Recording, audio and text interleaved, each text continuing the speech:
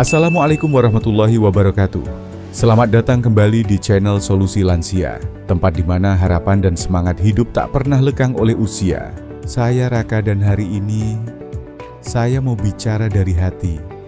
Dulu ayah saya bisa berjalan jauh naik turun tangga tanpa mengeluh, tapi kini 5 langkah saja sudah terengah-engah. Saya melihat matanya yang dulu penuh semangat sekarang seperti bertanya, apa ini akhir dari semua? Tapi saya bilang, belum tentu ya. Selama masih ada pagi yang bisa kita jalani, harapan itu belum mati. Dan hari ini kita akan bongkar rahasia orang-orang yang tetap sehat aktif, bahkan bahagia di usia 90-100 tahun.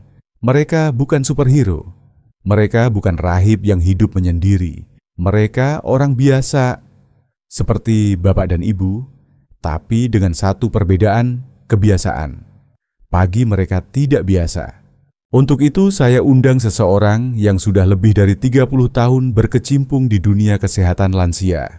Beliau telah menolong ratusan pasien keluar dari penderitaan penyakit kronis menulis buku sehat di usia emas. Dan dikenal karena ketegasannya yang penuh cinta. Mari kita sambut Dr. Siti Setiati. Terima kasih Raka.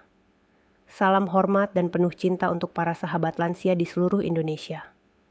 Saya berdiri di sini bukan hanya sebagai dokter, tapi sebagai saksi. Saksi bahwa usia tidak harus identik dengan sakit dan ketergantungan. Dok, saya yakin banyak yang penasaran. Apa betul orang yang bisa hidup sampai 90 atau bahkan 100 tahun itu punya rahasia khusus? Sangat betul, Raka. Tapi bukan rahasia besar. Bukan juga soal keturunan. Tapi tentang kebiasaan kecil yang dilakukan setiap pagi. Dan itu bisa dimulai besok. Wah, langsung penasaran. Tapi sebelum kita mulai sahabat lansia, silakan tulis di komentar apa harapan terbesar Anda di usia ini. Kami dan ribuan sahabat lainnya siap mengaminkannya bersama. Oke dok, kita mulai dari kebiasaan pagi yang pertama. Ini katanya sangat sederhana, tapi justru jadi pembeda utama. Betul. Bangun pagi di jam yang sama setiap hari. Bahkan di akhir pekan. Banyak orang anggap ini sepele. Tapi tubuh kita punya jam biologis alami yang disebut ritme sirkadian. Jadi, kalau jam bangun kita berantakan, tubuh juga ikut kacau. Tepat sekali. Ritme ini mengatur tidur metabolisme hormon kekebalan tubuh. Kalau konsisten bangun pagi, semua sistem itu bekerja lebih optimal. Wah, ini penting banget. Ada penelitian yang mendukung, dok? Banyak. Salah satunya dari Jepang terhadap lebih dari 3.000 lansia usia 90 tahun ke atas.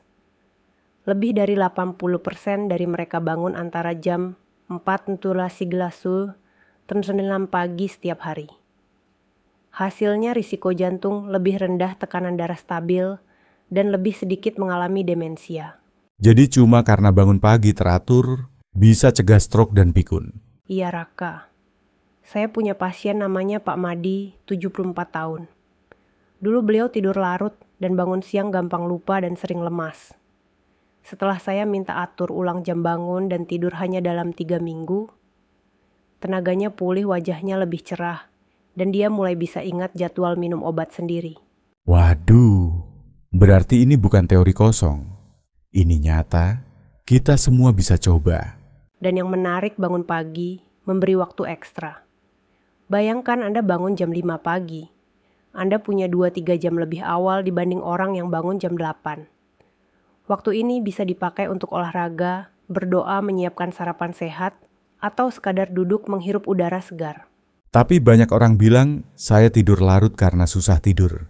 Jadi bagaimana caranya supaya bisa bangun pagi? Tipsnya hindari begadang, kurangi cahaya gadget sebelum tidur, dan jangan langsung pegang HP saat bangun.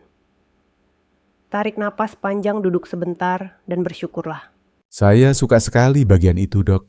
Kadang kita lupa bersyukur, padahal bisa bangun pagi itu sendiri sudah anugerah. Betul. Dan kebiasaan kecil ini, bila dilakukan konsisten, adalah langkah pertama menuju umur panjang yang sehat dan bahagia. Wah, sahabat lansia, ini baru kebiasaan pertama.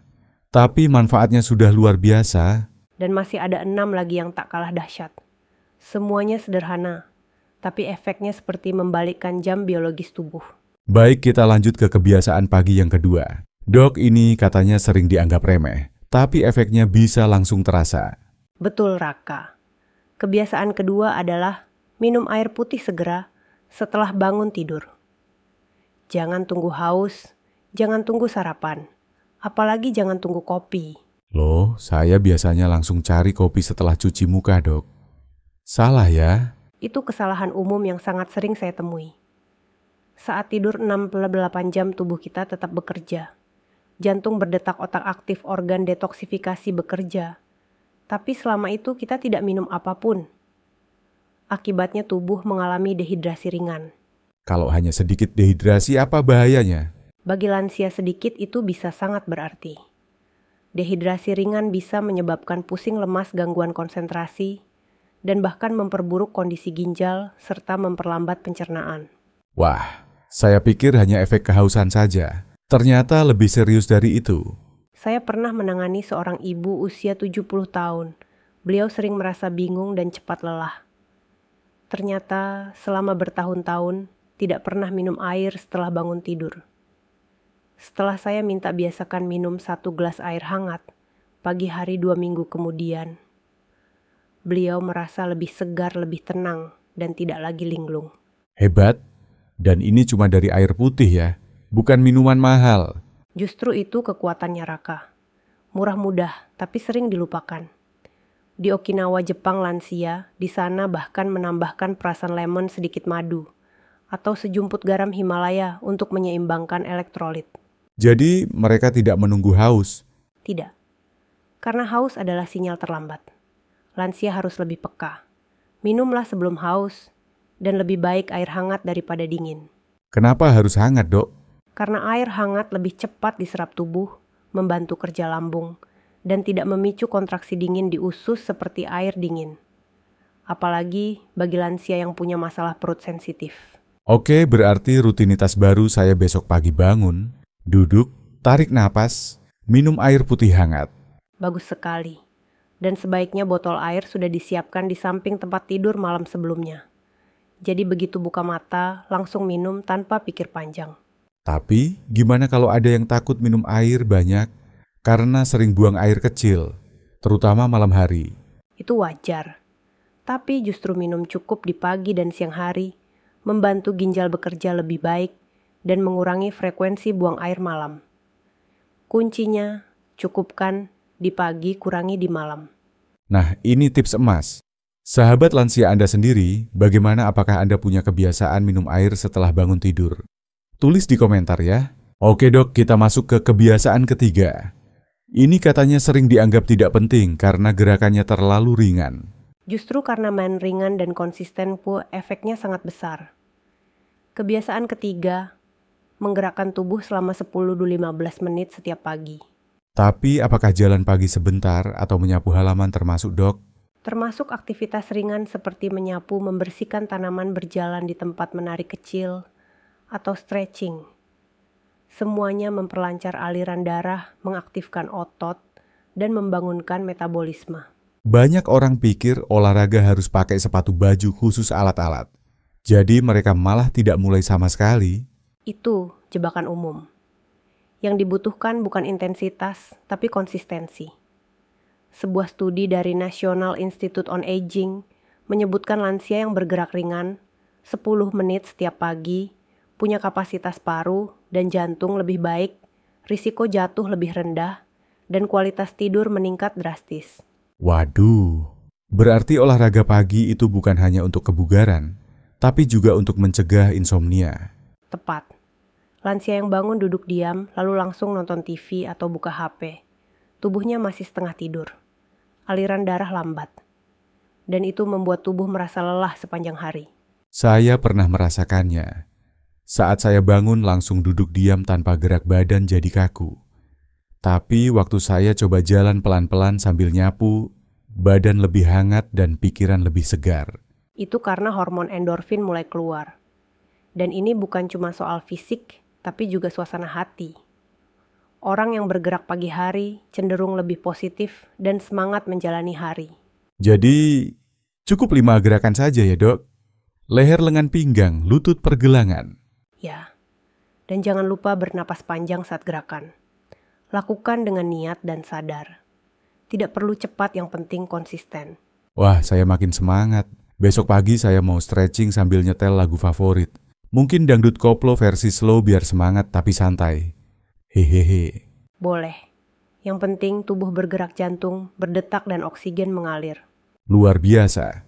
Baru 3 kebiasaan, tapi rasanya seperti menemukan kunci emas untuk hidup sehat di usia lanjut. Dan masih ada 4 kebiasaan lagi yang tidak kalah penting. Salah satunya, sering dianggap tidak penting tapi sebenarnya adalah penentu. Apakah seseorang cepat tua atau tetap awet muda? Dok, tadi dokter bilang, ada kebiasaan yang sering dianggap sepele, tapi jadi penentu. Apakah seseorang cepat menua atau tetap bugar? Betul sekali. Kebiasaan keempat ini adalah sarapan dengan makanan yang berkualitas. Bukan asal kenyang. Wah, saya langsung merasa tersentil. Kadang sarapan saya cuma gorengan atau nasi uduk. Kadang malah tidak sarapan sama sekali. Itu jebakan yang banyak menjebak para lansia. Mereka berpikir yang penting ada yang dimakan. Padahal apa yang kita makan di pagi hari menentukan keseimbangan hormon energi, bahkan suasana hati sepanjang hari. Jadi sarapan itu semacam pondasi harian ya, Dok? Betul. Orang-orang berumur panjang di dunia dari Jepang hingga Italia tidak pernah melewatkan sarapan. Tapi bukan sarapan berat dengan lemak dan gula tinggi, melainkan sarapan sederhana tapi kaya gizi. Contohnya seperti apa, Dok? Pisang atau pepaya kacang rebus tempe, kukus oatmeal sayur rebus, atau seiris roti gandum. Bisa juga tambahkan telur rebus atau tahu. Untuk minuman air lemon hangat atau teh tawar hangat, lebih baik daripada kopi manis. Saya perhatikan, makanan-makanan ini sederhana dan sangat Indonesia banget ya, Dok?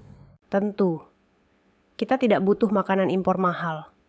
Justru makanan lokal kaya nutrisi. Yang penting kita tahu cara menyusunnya dengan benar. Tapi bagaimana dengan orang yang sudah terbiasa makan nasi uduk gorengan atau kue manis untuk sarapan? Nah, ini jebakan berikutnya. Sarapan seperti itu bisa menyebabkan lonjakan gula darah. Akibatnya tubuh cepat lelah, gampang lapar lagi, dan akhirnya ngemil berlebihan. Itulah yang mempercepat peradangan dalam tubuh. Wah, saya baru tahu. Jadi kalau salah sarapan efeknya bukan cuma ngantuk, tapi juga bisa memicu penyakit kronis. Tepat. Sebuah penelitian dari European Journal of Nutrition menunjukkan bahwa lansia yang sarapan tinggi serat dan rendah gula tambahan punya risiko penyakit jantung 25% lebih rendah dan fungsi otak lebih baik. Saya punya tetangga Bu Marni 69 tahun. Tiap pagi dia makan buah, minum air hangat, dan kadang minum jamu kunyit asam. Walau usianya hampir 70, wajahnya masih cerah dan semangat. Itu contoh sempurna. Lansia yang menjaga pola makan pagi hari biasanya punya berat badan ideal, lebih aktif, dan tidak mudah jatuh sakit. Kalau orang bilang sarapan itu tidak penting, itu berarti salah besar ya, Dok? Salah besar. Justru lansia yang melewatkan sarapan lebih rentan terkena gangguan metabolisme, tekanan darah rendah, dan kelelahan otak. Jadi sarapan sehat bukan soal banyaknya makanan, tapi kualitasnya. Benar. Makan perlahan kunyah, dengan tenang hindari makanan tinggi gula dan lemak jenuh. Gunakan prinsip semakin alami warnanya semakin tinggi nutrisinya. Wah, sahabat lansia mulai besok, yuk coba ubah isi piring sarapan. Ganti nasi uduk dengan pisang dan tempe kukus. Ganti kopi manis dengan air lemon hangat. Siap? Siap. Dan kita lanjut ke kebiasaan kelima. Ini sangat sering diabaikan karena orang pikir, saya sudah tua ngapain mikir yang rumit-rumit lagi? Ah, maksudnya apa, Dok? Maksudnya, meluangkan waktu untuk merenung, berdoa, atau bersyukur. Banyak orang lupa bahwa kesehatan mental dan spiritual Bekude itu sama pentingnya dengan kesehatan fisik. Tapi ini kan lebih ke agama ya, Dok? Tidak selalu. Ini tentang kesadaran penuh. Duduk diam sebentar di pagi hari, menarik napas, menyadari bahwa kita masih hidup, masih diberi kesempatan. Itu sudah termasuk refleksi jiwa. Jadi tidak harus doa panjang atau meditasi khusus? Tidak. Bisa hanya dengan mengatakan dalam hati, saya bersyukur masih bisa melihat pagi ini, masih bisa gerak, masih punya keluarga. Kalimat sederhana tapi efeknya luar biasa. Efeknya sampai ke tubuh. Sangat.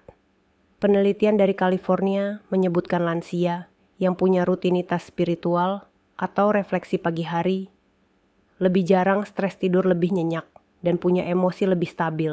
Saya pernah dengar orang yang rajin bersyukur punya sistem imun lebih kuat. Benar, karena rasa syukur menurunkan hormon stres seperti kortisol.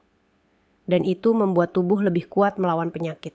Sahabat lansia yuk, mulai dari 3 menit saja.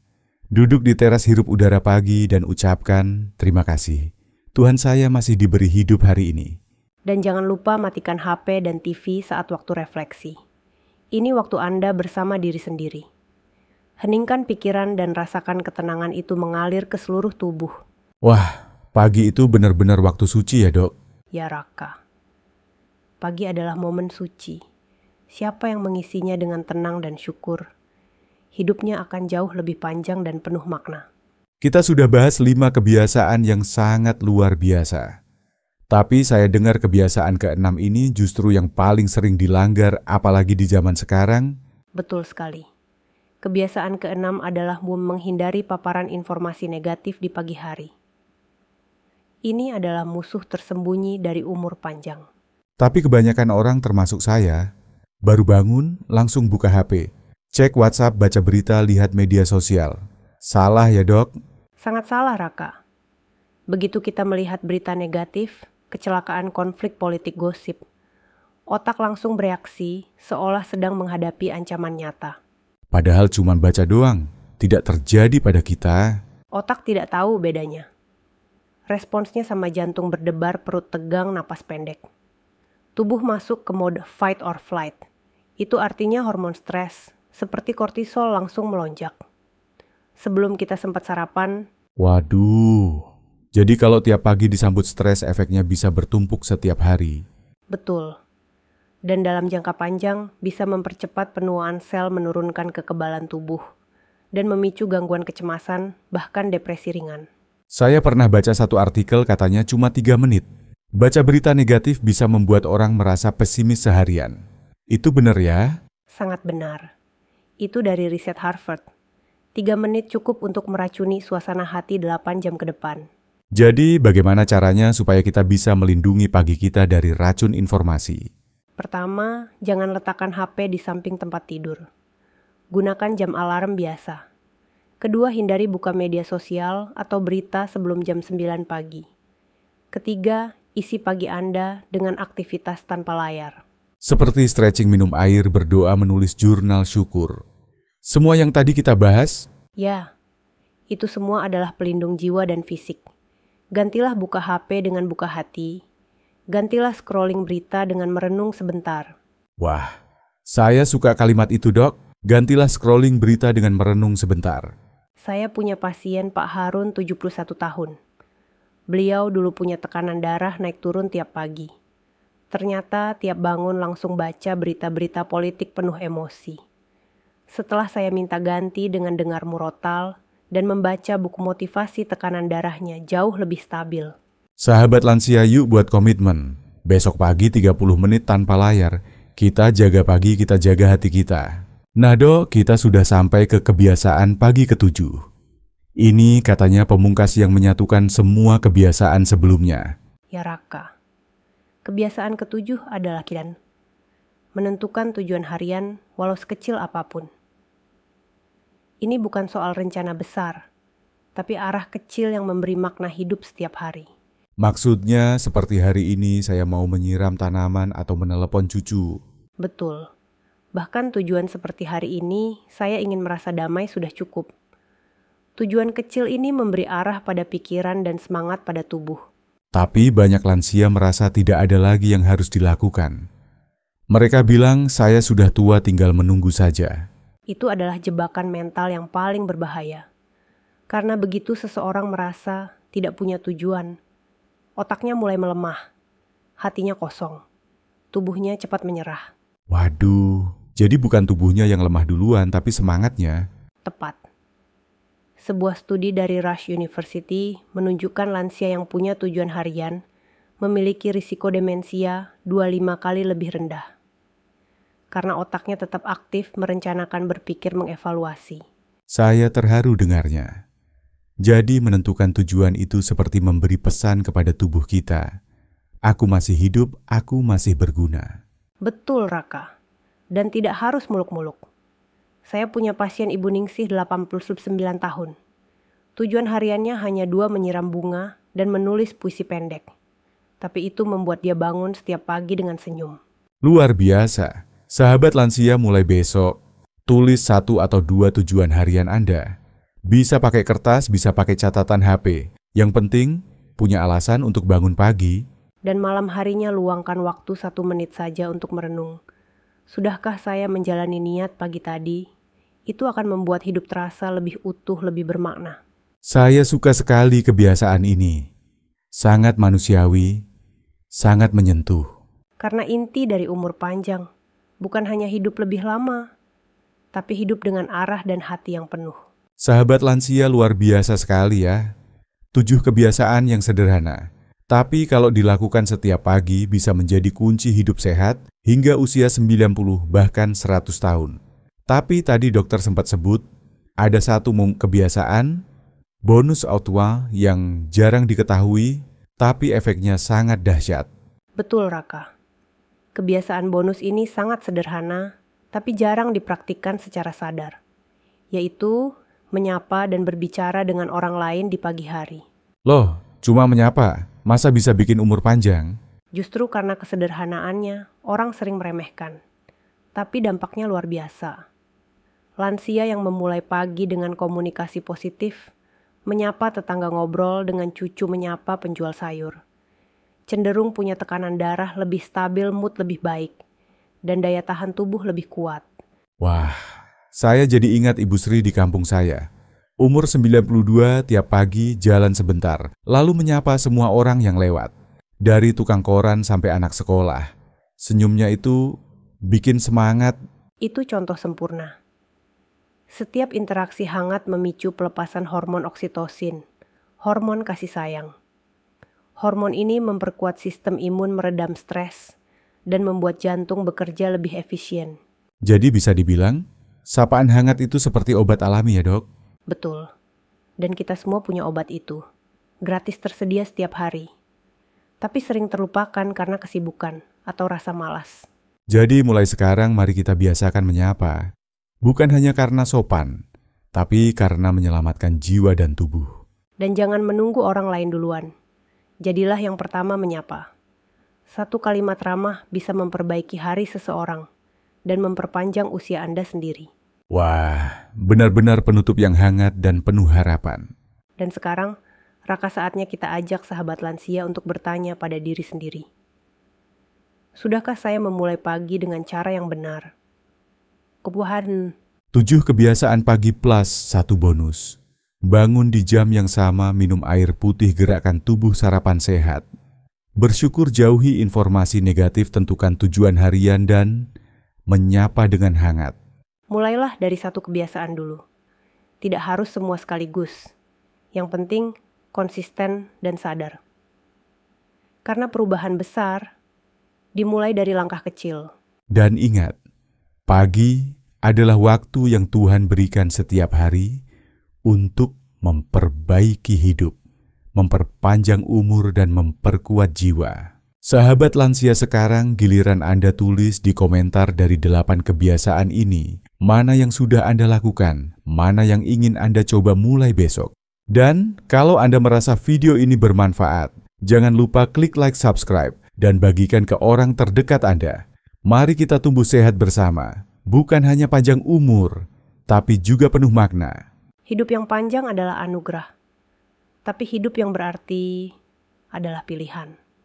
Pilihlah untuk hidup dengan sadar, bersyukur, dan penuh cinta. Sampai jumpa di video selanjutnya.